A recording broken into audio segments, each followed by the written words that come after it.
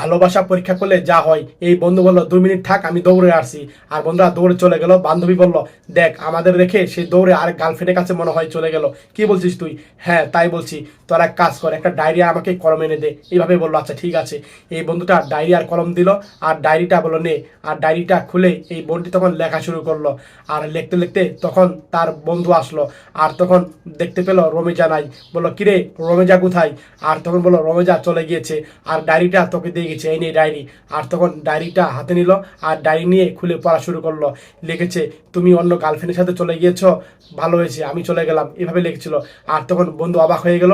আর বন্ধু তার আরেক গার্লফ্রেন্ডকে ফোন দিল, এই রমেজা চলে গিয়েছে, আমি এখন ফ্রি। আর তারা আশেপাশে শুনে অবাক হয়ে গেল, বন্ধু কি বলছে? আর বল হ্যাঁ এখন থেকে ফ্রি, সবসময় আমি তোমার কাছে থাকবো, এইভাবে কথা বললো।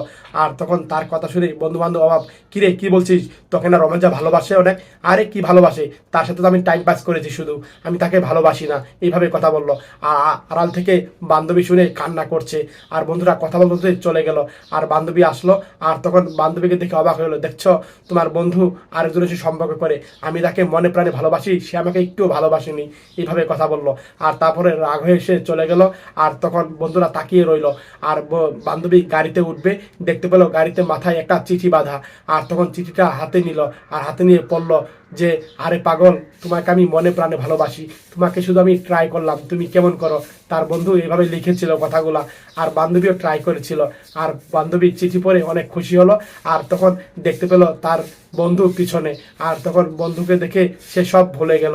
সত্যি তাদের মধুর ভালোবাসা ভালো লাগলো দেখে। ভিডিওটা যদি আপনাদের ভালো লেগে থাকে মন থেকে শেয়ার করে দিয়েন, মন থেকে শেয়ার করে সবাইকে দেখার সুযোগ করে দিয়েন, সবাই বেশি বেশি করে শেয়ার করে দিয়েন।